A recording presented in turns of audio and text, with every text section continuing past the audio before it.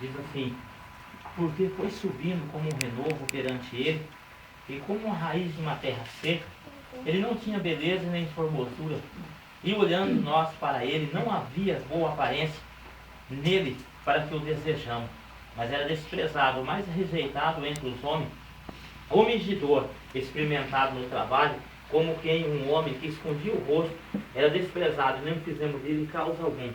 Verdadeiramente ele tomou sobre si as nossas enfermidades e as nossas dores, levou sobre si e nós reputamos por aflito e ferido e oprimido de Deus.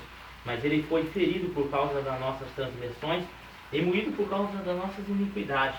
E o castigo que nos traz a paz estava sobre ele, e pelas suas pisaduras fomos sarados. Qual foi a promessa que Jesus deixou aqui sobre a terra? Transformação, mudança, diferença. É isso que ele veio fazer.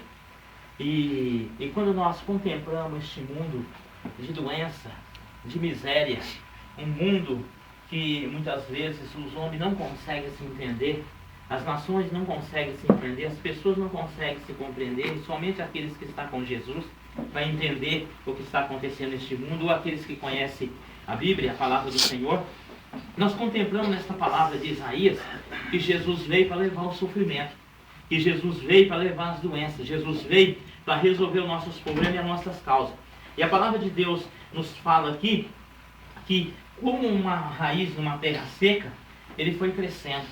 O que simboliza isso na nossa vida é que muitas vezes ninguém vê valor em você, mas Jesus, olhando, ele vê valores em nós porque ele nos valoriza. Porque ele disse na sua palavra assim: uma alma vale mais do que o mundo inteiro. Você pregar para muitas pessoas, ou você pregar para uma pessoa só, para Jesus tem o mesmo valor. Para Jesus tem a mesma coisa. Então ele disse aqui que ele foi crescendo. E ninguém via aparência nele. Por que não via aparência? Eles esperavam que Jesus nascesse em um palácio. Na época, como nasceu Herodes, outros reis. Mas ele veio e nasceu lá no coxo de uma vaca, numa manjedoura. Ele veio para mostrar que das coisas pequenas ele faz coisas grandes. Das coisas simples ele faz coisas grandes. E a palavra diz assim que ele foi desprezado, ele foi rejeitado. E ninguém viu nada assim de aparência bonita. Mas quando ele abria a sua boca para falar, que quando alguém via ele, a pessoa já mudava o semblante, porque sabia que aquele que fez os céus e a terra estava ali. Aleluia. Como ele está aqui em espírito, como ele está na nossa vida. E essa palavra aqui, verdadeiramente ele tomou sobre si nossas enfermidades e as nossas dores. E levou sobre si e nós reputamos por aflito e ferido de Deus. Então nós não precisamos carregar uma doença no nosso corpo. Nós não precisamos carregar ali a miséria, o desemprego. Nós não precisamos carregar essa cruz, porque Jesus já levou esta cruz. Eu não estou dizendo que o mundo é um paraíso, que o mundo não tem. O mundo tem. Jesus diz: tereis aflições, mas sereis mais do que vencedor. O que é aflição? É aquilo que o inimigo cria todos os dias da nossa vida para nos entristecer, para nos ferir. Mas no momento a mão de Deus vem e nos socorre. Deus não fez a gente para viver dentro de um abismo. E nesse abismo nós vivemos todos os dias num confronto com Satanás. Esse confronto com ele, Jesus já venceu na cruz do Calvário. Para que hoje temos vitória. E nesta reunião aqui, essa pequena reunião que nós estamos aqui, nós não viemos aqui brigar com o inimigo, porque ele já foi derrotado hoje à tarde. Nós viemos colher aqui vitória no nome do Senhor Jesus. E a palavra diz aqui que ele levou sobre si nossas enfermidades e as nossas dores. Então, quando a palavra nos diz isso, é porque tudo que sentimos hoje de doença, de dor, de aflição, tristeza, de tudo isso Jesus sentiu naquela hora daquela cruz. Para que hoje sejamos livres de tudo isso. E a palavra diz: mas ele foi ferido por causa das nossas transgressões. Ele passou tudo aquilo por causa dos pecados. Ele foi moído por causa das iniquidades. E o castigo que nos traz a paz estava sobre ele, e pelas suas pisaduras fomos sarados. Se hoje temos paz, ele foi atormentado aquele dia. Ele foi castigado aquele dia. A Bíblia nos diz que ele foi tão castigado, que não houve homem no mundo que ficou castigado como ele foi.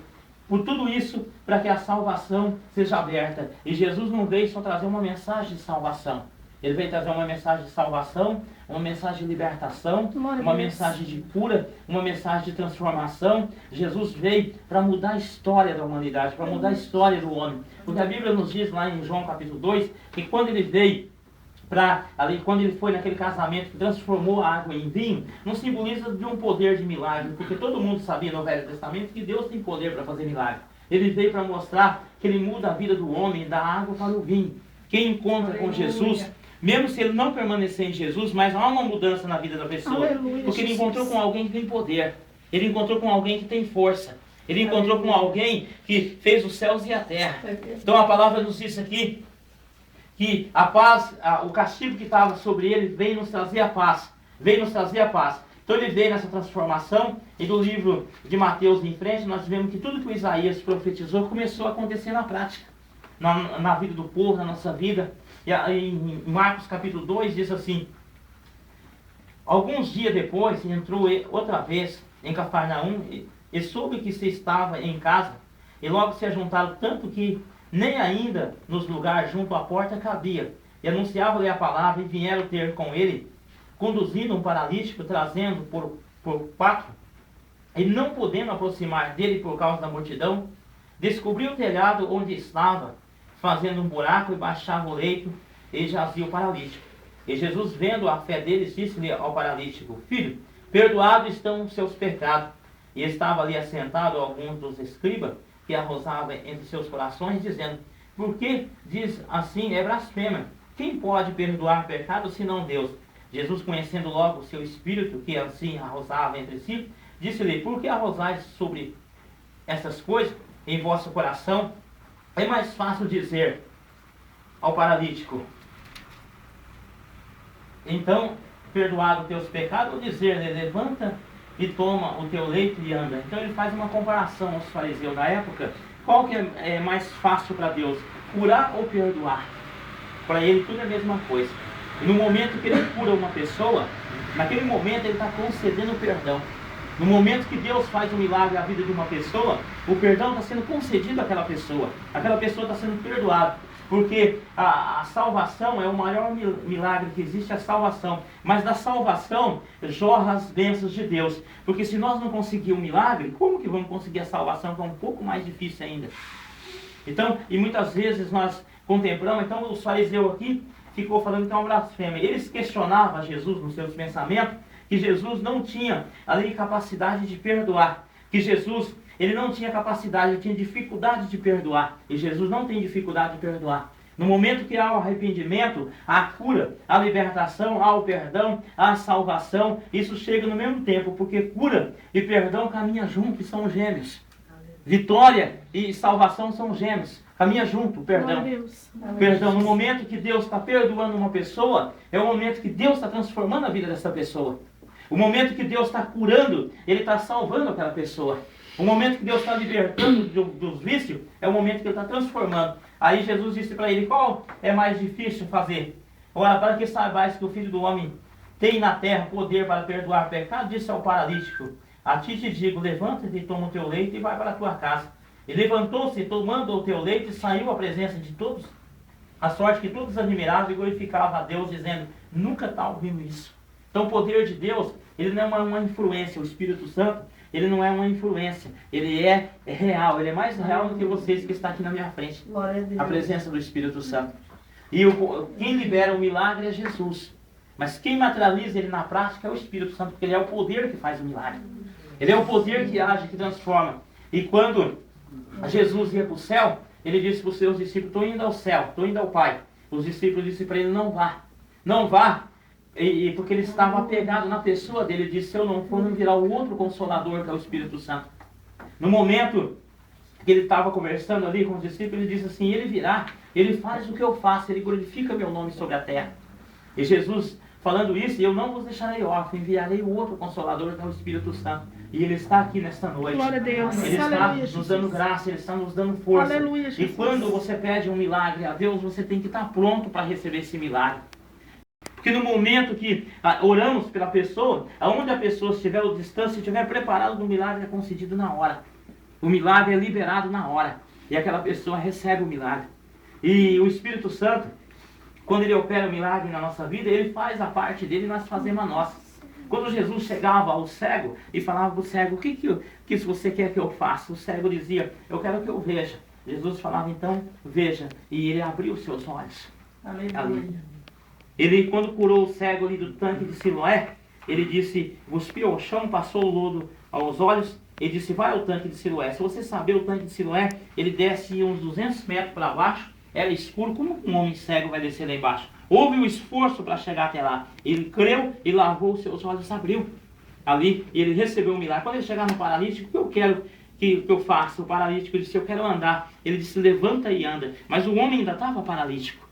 A pessoa tinha que se movimentar. No momento que havia um movimento ali, o Espírito Santo curava a pessoa. Então, o esforço humano a pessoa fazia. E o esforço espiritual é Deus o que faz para realizar bênçãos. Isso em toda a área da vida. Isso em qualquer circunstância da nossa vida, ali, em qualquer tipo de bênção. Tem que haver ali. E quando ele cura alguém, você tem que provar que ele o curou. Você tem que mostrar que ele curou ao povo. Porque Deus nunca vai fazer uma bênção para uma pessoa para que aquela bênção fique naquela pessoa. Aquela bênção vai jorrar a bênção na vida de outras pessoas. Porque outras pessoas vão ouvir o que Deus fez na tua vida. E essas pessoas já começam a crer e recebem também. Porque ninguém vai crer se não vê. Tem que ver, Jesus disse que tem que ver milagre.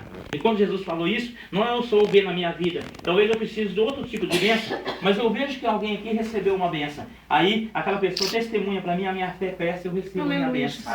Isso que é o trabalhar do Espírito Santo, isso que é o trabalhar de Deus. E quando ele chegou na casa da sogra de Pedro, na casa lá, ele curou a sogra de Pedro, ele curou ela, repreendeu a febre. O que aconteceu? Ela levantou e foi servir a eles. Ela provou para eles, todos que estavam ali na casa, que tinha sido curado por Jesus. E quando Jesus faz isso, nós podemos provar para o mundo que Ele curou. Amém? Amém. Eu queria orar pelos irmãos.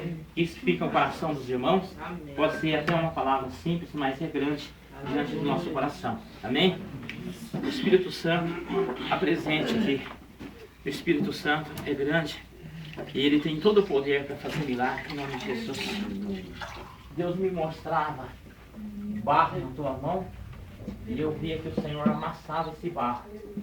E o Senhor falava comigo que é uma restauração muito grande que Deus está fazendo sobre a sua vida. Deus tem um projeto muito grande sobre a sua vida. E você não vê esse mundo para passear. Você vê esse mundo a um plano muito grande de Deus. E Deus está dizendo para ti, varão.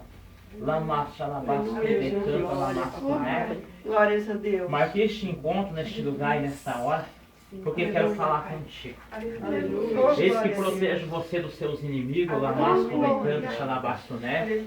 eis que o diabo tentou plantar o mal sobre tua vida, toda maneira, mas eu tenho te guardado, diz o Senhor. E diz mais o Senhor dos exércitos para ti. Não temeis o que está neste mundo, e nem as dificuldades que estão ao redor, porque eu faço você passar por cima de todas elas. E diz mais o Senhor, farei obras tremendas. Aleluia. Você está buscando, já está vindo nas tuas mãos. Me diz o Espírito Santo, a presença santa de Deus está aqui. E Deus falava contigo ali na hora que eu estava sentado, que Ele está te dando um grande livramento na tua saúde. E eu via que descia dentro de você uma veia, a artéria, e o Senhor me mostrava ela descendo na hora que eu estava sentado, e eu via dentro de você, o Espírito Santo me mostrava, e o Senhor ligou esta veia, a artéria, lá embaixo. O Senhor fez um implante esta noite. Ele me revelou isso, que fez esse implante. E porque Ele é Deus, e Ele não precisa da medicina. Ele fez a medicina, mas Ele não precisa da medicina. E o Senhor deu essa graça para você hoje. Ele me mostrava, o Espírito Santo me dava esta visão. Ele é poderoso aqui sobre a terra. Eu te dou louvor ao Espírito Santo. Eu oro nesta noite, te dou louvor. A presença santa de Deus. Deus já te usou para desmanchar a feitiçaria. Os teus pés têm fogo como os pés de Elias. E Deus disse que tu chegasse já em algum lugar você já orou, já falou, mas em algum lugar você não fez nada, mas teus pés chegou ali, o demônio da feitiçaria estava em vida, foi deixado do lugar. E Deus disse para ti, mulher, eu sou contigo e derramo um azeite sobre tua cabeça, te dou um novo revestimento hoje, diz o Senhor. E diz mais o Senhor, eu sou o Deus forte que te toco hoje. O Espírito Santo está presente aqui, a presença santa de Deus. Toca na junta, nas articulações, Senhor. Toca no sangue, Senhor. Toca, Pai, agora de toda a parte de músculo do corpo dessa mulher. Vai, ó Deus, massageando o corpo dela agora e vai dando a graça. Recebe a cura. Recebe a cura no teu sangue também. Recebe um milagre no nome do Senhor Jesus Cristo agora. Deus te restaura nesta noite, essas veias sobre sua cabeça, Ele cura. Em o nome de Jesus, Espírito Santo. Pai, lá dessa cabeça, essa mulher também precisa ser curada, essas pernas precisam ser curadas. Senhor, todos esses ombros agora vai tocando esses ossos. Deus fala contigo, mulher. Te fiz guerreira para a batalha.